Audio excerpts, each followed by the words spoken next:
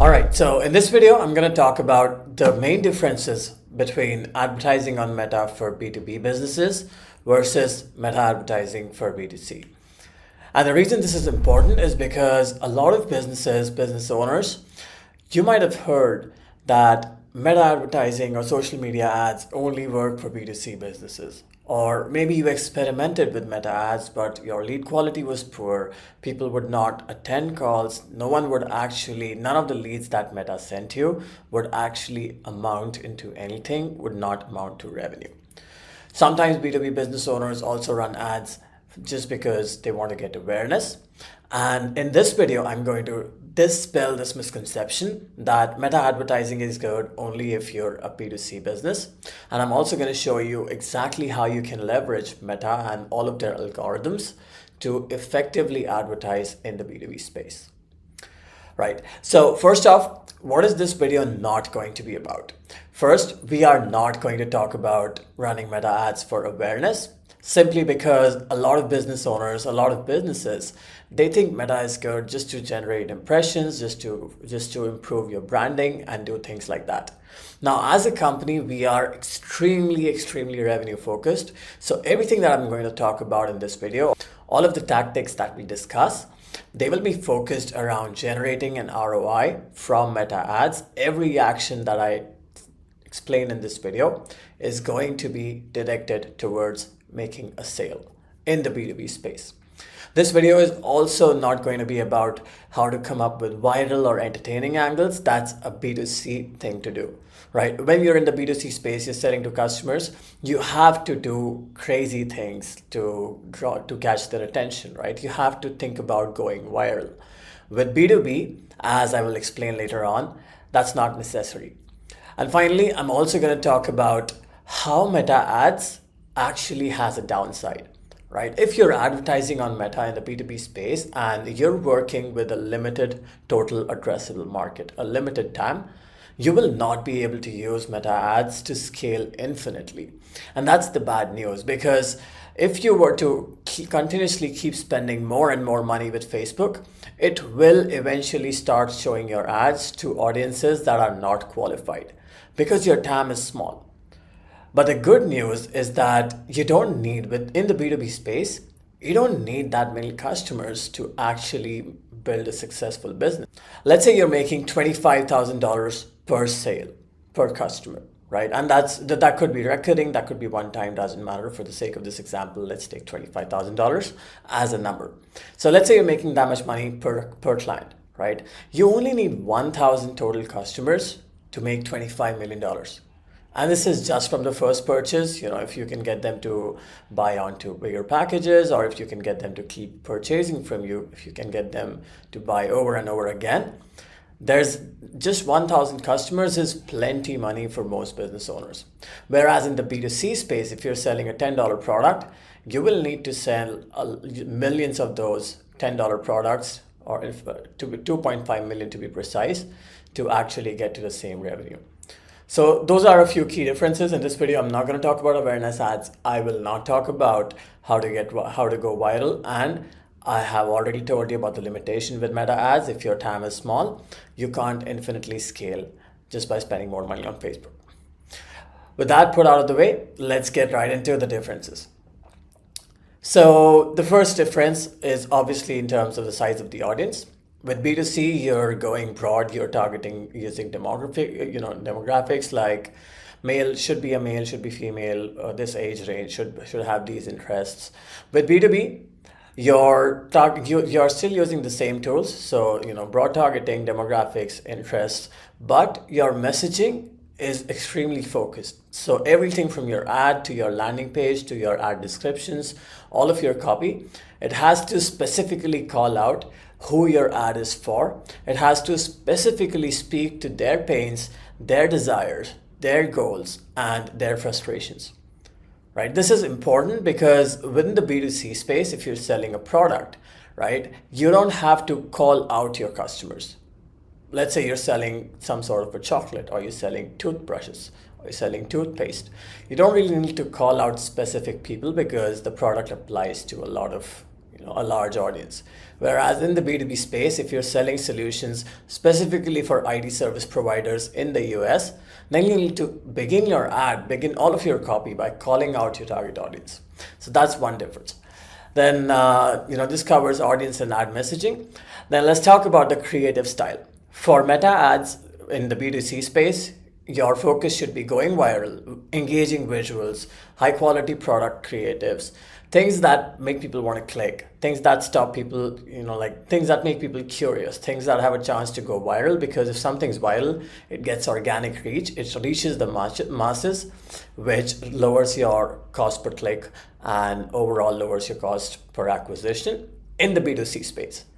However, in the B2B space, you don't need to go viral. Because even if you were to go viral, your ad will probably be shown to lots of the wrong kinds of people, because virality can't be controlled, right? So it will be all the wrong sorts of people seeing your ad, which is not going to be beneficial. So your ad is not your creatives, the videos, the pictures, the statics. They do not need to necessarily be created from the, with the goal that you want them to go viral. Instead, you want them to be specific in calling out the target audience, making sure that you understand their pains, telling them that you can solve the problems, offering social proof, and then that's it. Because B2B buyers are more logical than B2C buyers, right? These are not impulse purchases, these are thought out decisions. So you need to keep that in mind when you're creating your creatives for the ads. Then the sales cycle in the B2C space is obviously significantly shorter than the B2B space. If you're buying a toothbrush, you could just click an ad, see some, say you like the product page, you might place an order, and 3 days later the product is actually delivered to you.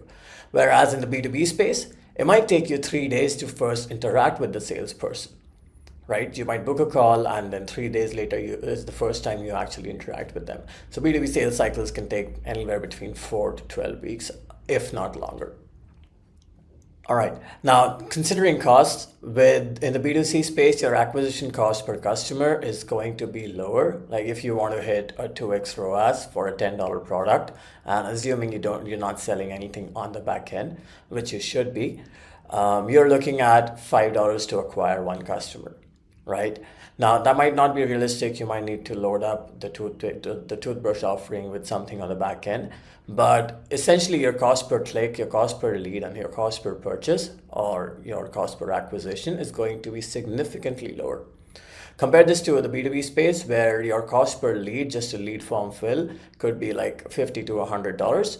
Then your cost per qualified call could be between $150 to $300, and your cost per acquisition is likely going to be upwards of $500 and around between $500 to $1,500. So the difference is significant, it's orders of magnitude different between the B2C and B2B space, which also means that you need to be able to afford a larger ad spend before you can determine whether or not your B2B ad set is working. Compared to B2C, where you can test with smaller amounts of money. Again, larger is better.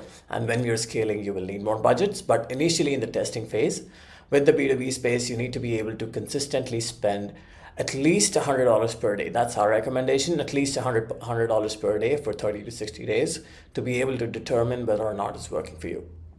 Then the call to actions with B2C ads is usually explore now, look at the product, shop now, swipe up.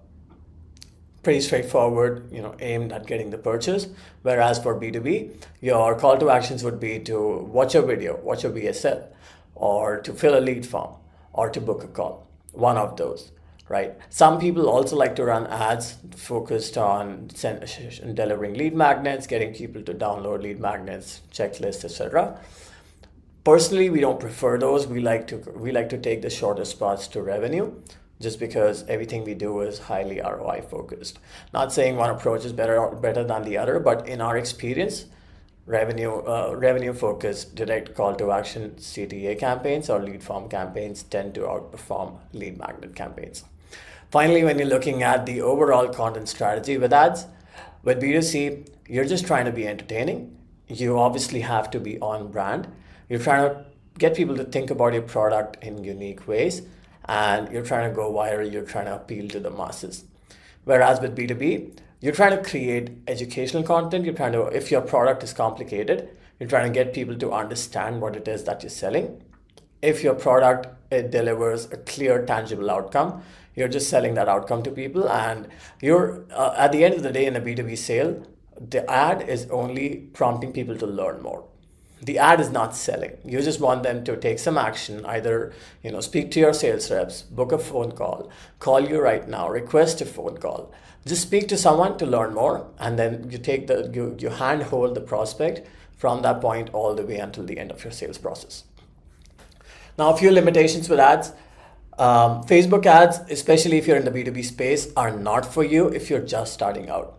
Because, like I said, they require upfront investment. You will be burning money, and there is no guarantee that you'll figure it out the first time you try it. So if you're a business doing less than $1 million a year in revenue, I would not recommend B2B ads. Instead, I would suggest something that's lower cost, like cold email or outbound, or even using referrals or your network to get to the 7-figure mark. Second, B2B ads, in most cases, you cannot scale infinitely, because your target audience is just going to be lower. Let's take the $25,000 product, right? So when you're trying to sell, first, whoever you're selling to needs to be able to afford a $25,000 per month fees, right? A small percentage of the population in the entire country, in all of the US, is going to be able to, and not even the US, in the entire world, is going to be able to afford a $25,000 per month fees. So that by design tells you that these ads are not meant to scale.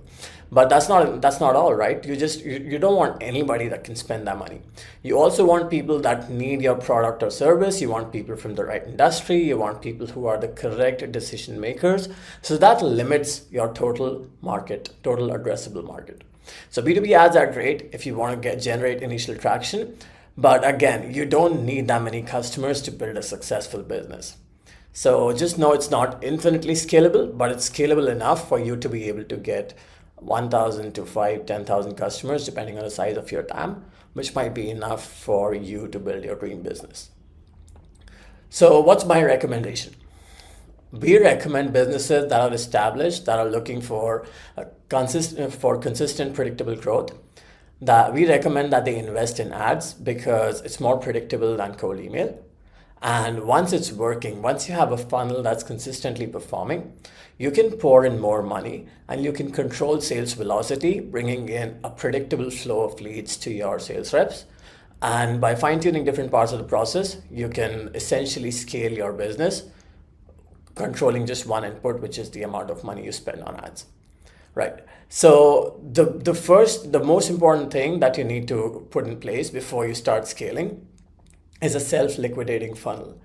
What is a self-liquidating funnel? This is a funnel where you, like the prospect, as soon as a prospect purchases something from you, it could be a lower ticket offer, it could be your main offering. That purchase pays for itself and it puts you in the green, like it makes you profitable, right? So you need to build a funnel that pays for itself and then some more. Because now once you achieve that, let's say, once you achieve that, even if you're just at a 2x ROAS, that just means you're putting in $1 and getting 2 back. So now it's a money machine. You just need to keep pouring money in and you will keep getting $2 out of it. The catch to this is that you're not going to get those $2 immediately, because sales cycles in the B2B space are 6 to 12 weeks bare minimum, right? So you need to have enough cash flow to be able to support consistently spending money on ads while you wait for those, the leads that you generated from those ads to actually convert. So there will be a 6 to 12 week delay that you need to be mindful of, which is why I say again, ads are not for new businesses. If you're a beginner, do not mess with ads. Cold email, cold outreach, direct outbound is a much better channel for you. Or invest time in content or build relationships, referrals, network, etc.